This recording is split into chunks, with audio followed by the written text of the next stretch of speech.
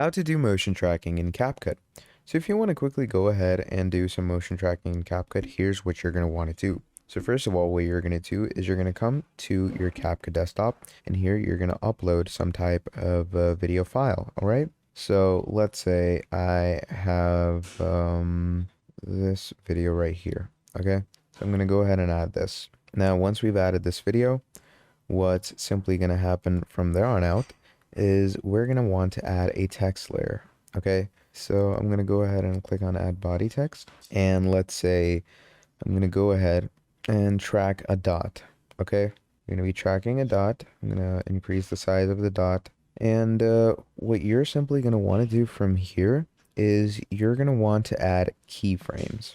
All right, if you don't know what keyframes are, basically you're simply going to go ahead and make sure that there's different points where you add frames, and once you add frames on different points, from there what you're going to do is you're going to change the positioning of your frame. Okay, so with each keyframe you're going to want to match the video's outline, and obviously you can use different concurring effects with it as well, because there's no you could say internal keyframe adder or internal motion tracking sensor that CapCut has added yet. So, as I stated, you will obviously need to put in the use of keyframes, or even if you don't want to go ahead with keyframes, you can go ahead and add different cuts into the video, and in the different cuts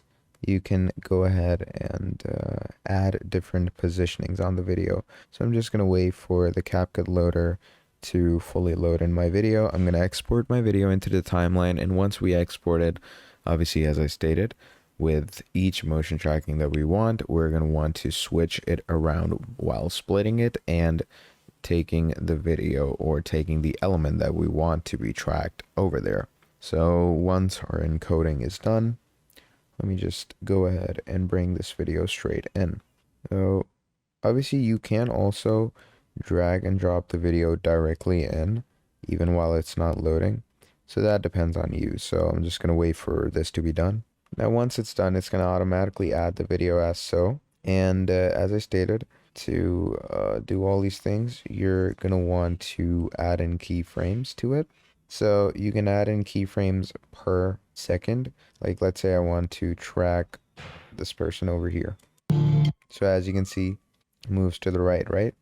So as he's moving to the right, we're gonna make a split over here.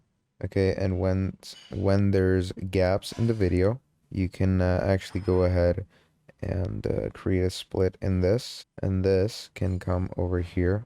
And as it keeps on moving, you can keep on changing position, so it keeps on motion tracking. Once you're done, simply export, and that is how you can do motion tracking on CapCut. Thank you for watching, and I'll see all of you next time. Goodbye.